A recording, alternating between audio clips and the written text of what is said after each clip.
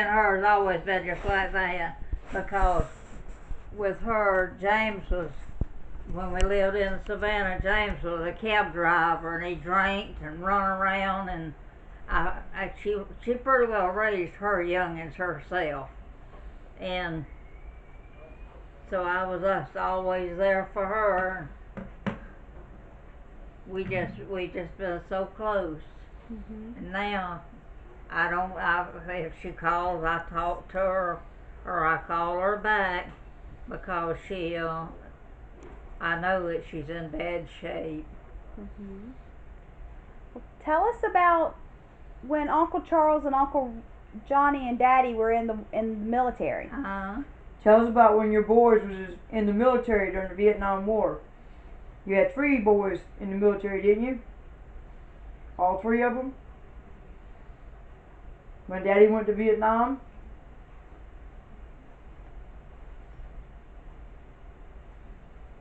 Yeah. Yeah. I had 3 boys in service. Right. Your daddy was in Vietnam, and Johnny was in Germany, and Charles was on a boat all over everywhere. Charles was in the Navy. Did he like the Navy? I guess he did. He stayed there. I went to Orlando and saw him graduate with the Navy. Oh, that's good. Was he already married to Aunt Kathy then, or? Was he already married when he went in the Navy? I don't remember. Do you remember our mama? Yeah, I remember her. What was she like? I remember her because before, let me see now. Her and your daddy wasn't married, and she come up to the house, and they wanted to move in with me, and I told them they wouldn't move in with me and not being married. And they went to Miss Neater's, and she told them the same thing. That was before they got married. They wanted to move in with us.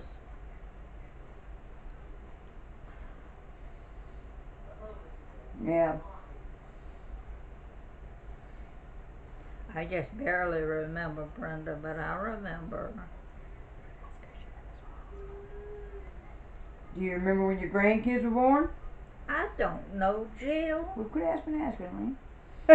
Elaine's telling me what to ask you, Grandma, because she can't talk loud.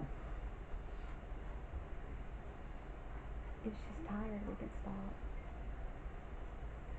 Only thing I do remember is when she was married to Shine, the one grandchild that was born was Michelle. Yeah, I'm married.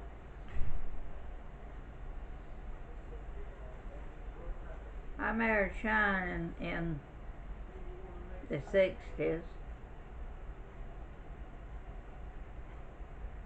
Yeah. Baby, your children were little, 'cause Johnny wasn't ever shining. Johnny was about 10 or 11 years old. See, Johnny was born in 54. Yeah. See, I can help you there. This was the last of the 60s. Johnny wasn't a little fella, 'cause I can remember Sean come one day. That's before me and him even started dating or anything else, and his aunt had moved next door to me, and he was always in and out there. And he come one day and wanted to know if he could take Johnny to ride with him, and I told him no, he wasn't taking my youngin' nowhere. And he said, well, please let him go. He said, I'll bring him right back. And he went and bought him a new pair of pants and a pair of overalls and a pair of shoes. And Johnny was a little, and he walked all day long. He walked around and stick up them feet and show people his new shoes. My youngest was proud of whatever they got. I'll grant you that. Because they didn't have a heck of a lot. The first Christmas, I drawed a check from the welfare, 'cause she was supposed to be sick. And I drawed a check, and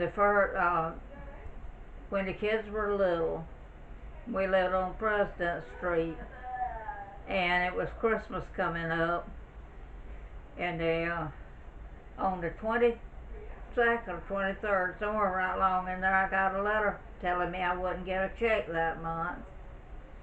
And Thelma Lee, and she was kin to me, but distant kin, she took every fan out of her house and went and pawned them to get me money to buy Christmas for my kids. Wow. They knew life was hard. They knew it was hard, and they were good, and they I just as long as I got them anything at all, they were proud of it. Well, that's good. That's good. I raised 4 good boys. I'm gonna tell you, up until Rodney got in that trouble, I didn't have no trouble with them boys. And I mean, Hubert had your daddy and Rodney out on the street selling peanuts whenever they wasn't. But I reckon I don't even remember how. But when we lived in the Fred Wessels, and it's before I left him, and he had them out selling peanuts on the street. But yet he wouldn't go across the street to sell a paper. The kids knew what was going on. But I never whipped my boys. Well, that's good. I never whipped them. I always got punished. If there was something... In fact, they were great big old kids when I got my first television. And if there was something on television they wanted to see, or if they wanted to go out and play, or something they wanted to do, if they done something wrong, they didn't get whipped, they got punished. Well, there you go. Hurt them worse. I know, they punished them. Yeah. So, and Johnny, when he was little, I'd make him sit in a chair.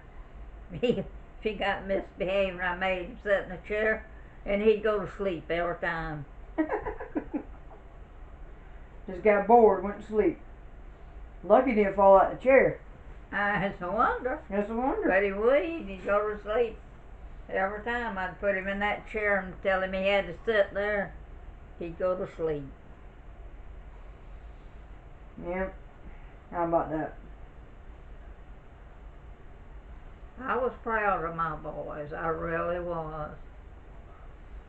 And I could always go to your daddy, or I could always go to Charles and sit down and talk to him about anything in the world. And in fact, your daddy he'd always come to Statesboro, and whenever he come back from Statesboro, whatever he done, he'd come back by the house there, and he'd always come in the house with 1 beer, and he'd sit there and talk to me with that and drink that beer.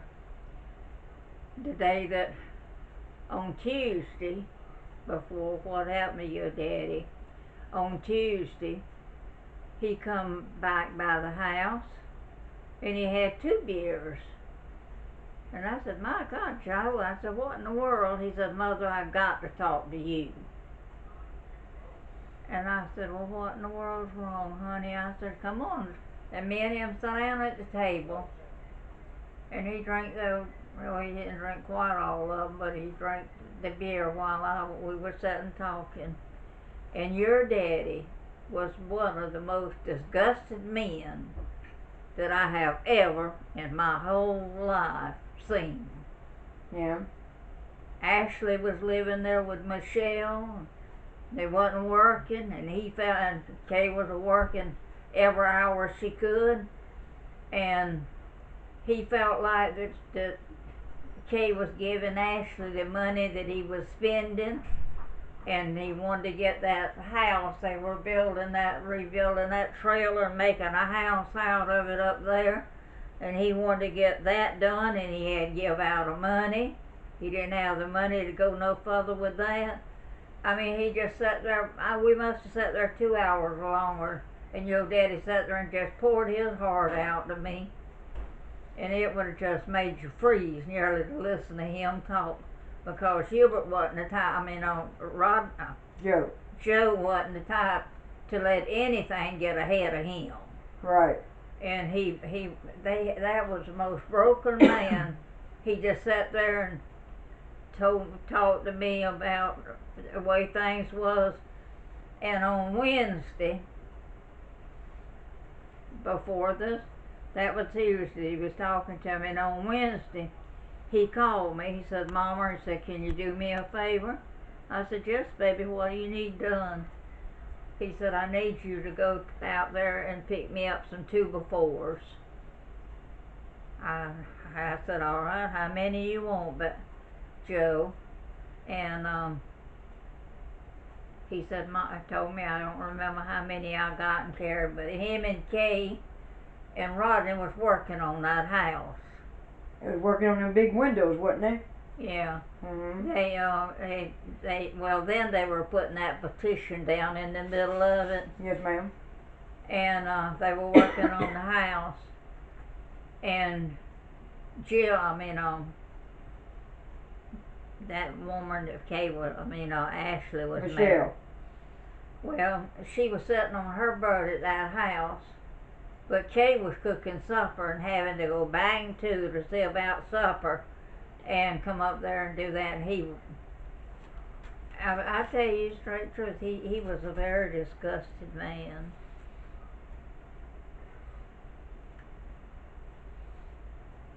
And your mama was always, I don't care what nobody says, nobody come ahead of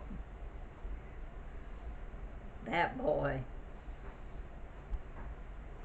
It's still the same way. It is. We all know it. Well, now I'm going to tell y'all something else that everybody don't know that Mama knows. When he come the first Christmas after your mama left, she left in February, and he went up there spent Christmas with them. And I don't know, he bought a case of oranges or apples or something. He bought a nice pretty cake and carried up there, and he had right smart of money on him, and he carried it up there and helped your mama buy Christmas for everybody up there pretty well and everything, because he had promised he was supposed to move to the mountains with her, supposed to move to Tennessee with her. And he went up there, he was just thrilled to death, because he just knew that she'd be found a place where they could move. And I don't know what all happened. I wasn't there, I can't tell you. But anyway, whenever he started to leave from up there, your mama up and told him that for him not to plan on moving to Tennessee, that she didn't want him no more. And that was Uncle Johnny. That was Uncle Johnny. And honey, when that man come home, when Johnny come home, that was a broke man. I begged him whenever I begged him to get insurance. He wouldn't do it. I begged him to get a divorce, and he wouldn't do it. And we had several. There was a woman in Waynesboro, and she'd come down there and try to get him to go out with her. And then Julie would come and try to talk to him and all, and he wouldn't have nothing to do with none of them. He was like somebody done knocked him in the head. And he did not. From then until he passed away, he didn't care if the sun didn't shine. You couldn't do nothing with him. You couldn't talk him into nothing. You couldn't talk him into no insurance, no nothing. So then when he passed away, he didn't have no insurance. But he had his mama. Huh? But he had his mama. He had you. Yeah. And Mr. Waters was so good to me. If I had $100 or if I had $500, whatever I had, he took it until I got it paid. I was telling Lane the other day about when your daddy took you to Sea Island Bank and helped you get your first loan. Uh-huh. Yep. And it was for a car and you paid it Honey, off. my daddy could be in Atlanta or the other side of the world, and something other happened, and he called called Bullock County Bank, tell him how much money he needed. It went in his checking account. And there you go. That's good. My daddy had good credit, but he was honest. And when he told you he'd pay you, or if he told you he'd do something for you, he done it. Yep. Yeah, Daddy went with me to get my first thing at the bank, and I've been doing business with. Now it's not Bullock County Bank anymore, but I've been doing business with them right on. Well, you still bank at Sea Island, don't you? No, I do business with. I can't even remember the name of the bank. I do Samoa's or something other. It's out of Columbus, Georgia. Okay. And since Johnny passed away, they're so good to me at that bank. I can call them and they know just exactly who I am. Miss Lillian, how you doing, baby? They're so good. Well, that's one good thing about growing up in a small town, is everybody knows who you are. Mhm. Well, now I went what I done, and how come me to get started with the bank? Like, of course, like I say, I've been with them ever since then, ever since Daddy went and helped me. But I went to this place and borrowed the money I was gonna get Rodney a well dug. I want him a well dug so bad. And I went to this loan company and I borrowed the money and I got it to dig him a well. But whenever I got it and I got the papers down and got to reading them, it was $4,000. And when I got to reading the papers, I was paying back nearly $8,000. Wow. And so I taken the check to the bank and put it in the bank, in my name in the bank. But I talked to the Miss Akins there, and she asked me. She says, "Lillian, says, what is the money for?" And I said, "I want to dig my son a well." She said, "Well, don't you know that we could have let you had it for 5 or 6% interest instead of all this interest?" I said, "No, ma'am, I sure did not." She said, "Well, you give me your Social Security number," and she said, "I'll call and check your credit," and she said, "I can help you myself."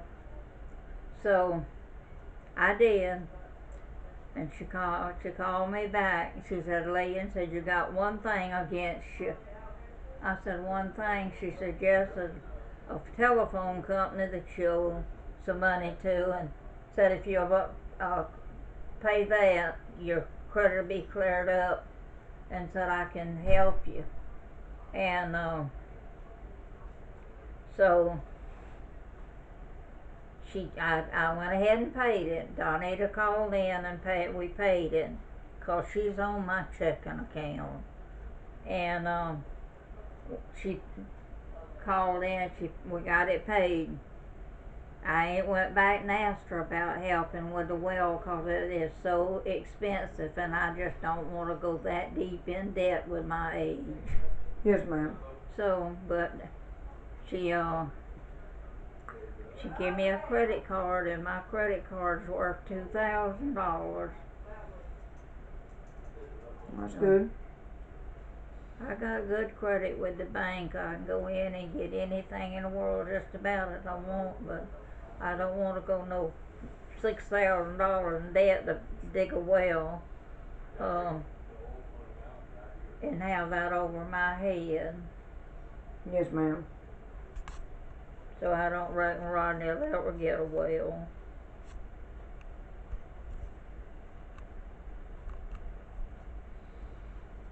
And now it's got to where Melissa come home and they made her move 'cause he didn't have running water.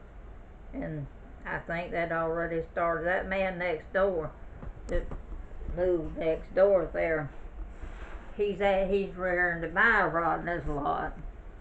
He's got a horse and he wants it to put his horse stable and all on. And Rodney won't sell it to him, so he's making all the trouble he can for Rodney.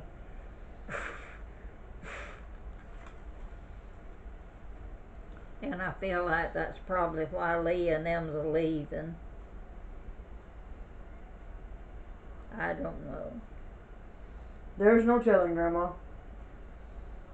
But he's trying his best to make all the trouble he can for Rodney 'cause he wants to buy Rodney's lot, and Rodney says he ain't selling it, so I don't know. He went and bought that other camper for Lee and them, and now he's got it to pay for.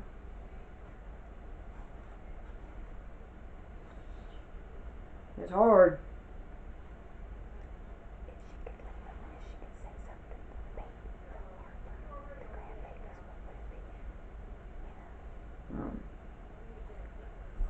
Hopefully you'll get it taken care of. Uh-huh. I said hopefully you'll get it taken care of. Hey, Grandma, Huh? if there was one thing you could tell me and Alex about the best thing you did in your life that you would do all over again, what would it be? Well, I'll be frank with you. If I had it to do over, if I was young and had it to do over, it would be my marriage to Sean Collins. Really? Because he worked and I worked. We both had good jobs, and we worked 5 days a week. And on Friday at dinner time, he would come and we'd eat out at the farmer's market. We always went out there and eat dinner on Friday, and he'd give me his paycheck, and I'd got mine, and I'd go back by the bank and put it in the bank, and I always put it all in the bank except $25 for him and $10 for me. That was our spending money. And the reason he had 25 is because he smoked and I didn't. But on Saturday morning, we'd get up, have breakfast, get in that automobile, and honey, we didn't have nowhere to go. We'd just go. So we'd wind up in Tennessee, or no telling where in the world we'd wind up at. And we'd travel all day and just mess around and stop and shop and buy and do. And then we'd get a motel and spend the night, and the next day then we'd make our way back home, ready to go to work Monday morning. That sounds like a great adventure. Did you have fun? It was a great. Now Jim, bless his heart, I think he would have been another one that would have been good with that, but I didn't have him long. Right. So, in other words, all of my married life, maybe I've married about 35 years with all of them. that's good. That's longer than I've been married. When I go to church, my favorite song is Nothing But the Blood of Jesus. Do you know that one? I've heard it, but I don't know it. What can wash away my sins? Nothing but the blood of Jesus. Oh, yeah. What can make me whole again? Nothing but the blood of Jesus. I love that song. Do you have a song you love? I love that song too, and there's one that's talking about walking across the meadows of green grass.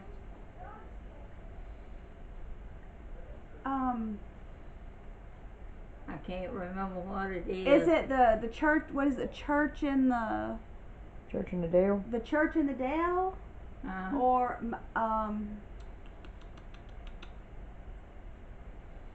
I don't know. I know Go Rest High Up on That Mountain. I like that one. You take your Aunt Christine loves that Sunshine Mountain. Does she? That's a good song. I know that Daddy Joe used to like Midnight Cry a lot. The Midnight Cry. He told me he liked that one. So what kind of advice would you give the future generations? Well, over the years, I've heard so many songs, and now my favorite verse in the Bible is the 23rd Psalm.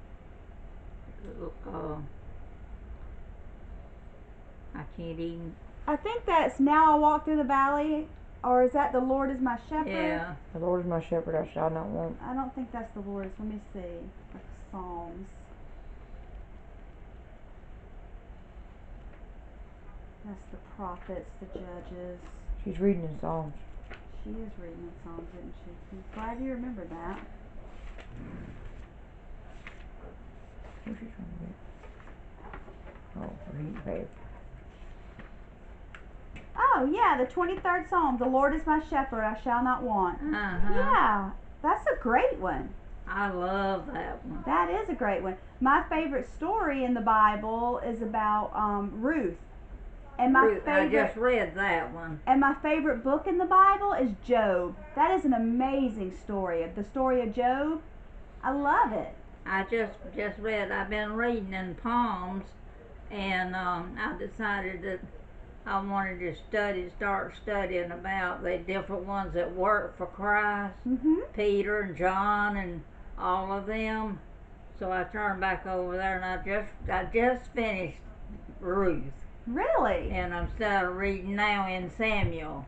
Okay. Samuel was a prophet, right? Yeah. Yeah, I thought so. That's awesome.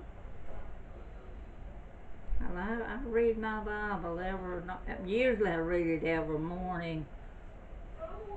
Do you know who else likes to read the Bible a lot? Do you know who else likes to read their Bible a lot? Sassy. Does she? Sassy's a big time Christian, and Donnie takes Devin to church every Sunday. I know now. It's been a long time back before she ever moved over where she's at now. She talked to me one time. Something other happened, and she talked to me one time, and wanted my advice. And I don't remember now what had even happened, but I told her, I said, Sassy, I said, stay in church and just praise the Lord, and I said, He'll bring you out of it.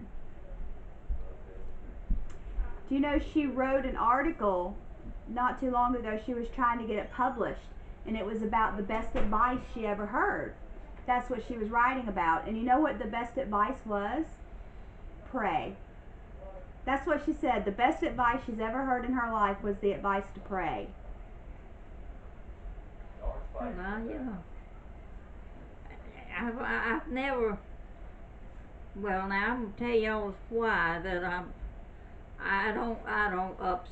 try not to be upset, and I try my best. Any of them come to me, I try to talk to them and tell them what. And I used to have a temper. Honey, your daddy didn't have no temper side of mine. I'm telling you the straight truth. I'd fight a bull. And Russell Lee, that was Uncle Leroy's son, and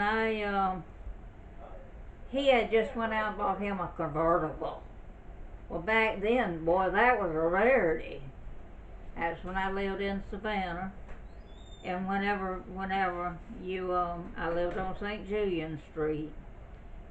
And Russell Lee come and he said, Aunt Lillian, he said, come on, ride with me. I'll carry you across the Talmadge Bridge in my convertible. Well, that was a charity. So I got Rodney and I dressed Rodney and Joe just alike, except that one I dressed in brown and the other I dressed in blue. They'd be just alike. Well, I dressed Rodney and Joe and got them ready before we could go. And they went out to the park, and this little boy downstairs, he decided to roll them in the dirt. And I had to redo them. And so that night, that evening late, I kept hearing a bunch of talking and going on, and they lived in the basement. I lived in the first floor, and Aunt Daisy and Uncle Joe lived up on the third floor, on the second floor. And I kept hearing from a motion outside, so I went out the door there, and I asked Uncle Joe, I said, what in the world was going on? He said, well, he said, Mr. and Ms. Green is upset because that girl, she was just 15 or 16 years old, but she babysit for them, and said that she told him that you slapped that boy when he went out there and you picked and he rolled him in the dirt. I said, I did not do it. I said, I picked him up off of Joe or Rodney, I don't remember which one he was on. I said, but I picked him up. I just picked him up and told them to get in the house. And about that time, that girl come out that door, and she says she's telling a lie. I never said a word. I turned around. I mean, I had a temper then. I turned around, went back in the house, and pulled my rings off, my watch off. I went back out that door, and I mean tell you, I was going to work on her because I had a bottle sitting on the doorstep down there, a drink bottle. And I'd already seen that drink bottle, and buddy, I was going to use it. I went back out that door there, and it took Hubert and Uncle Joe to hold me to keep me from going down them darn steps. I was so mad. And after it was all over with, I began to think, now Lillian, if you'd have hurt her, where would have you been and where would your kids been? And I started praying. And I mean, I prayed. I really, really prayed that the Lord would take that temper away from me. And I'm going to tell you too something I very seldom ever get mad. I can talk to you, I can reason with you or whatever, but I just don't get mad. I don't have no temper no more. And when I went to school, I had a 12-inch rule lay on my desk all the time I was in school. And on the back of that ruler it said, do unto others as you'd have them to do unto you. And that's what I done. And I've done it all my life, and I've never lost nothing by doing it. So is that the advice you would give future generations? Do unto others as you would have them do unto you? Mm-hmm. That's good advice. That's good advice. Grandma, are you getting tired? I am tired. Well, let's I'm let not you get as some tired rest. as I am my head. I'm going to tell you all straight too.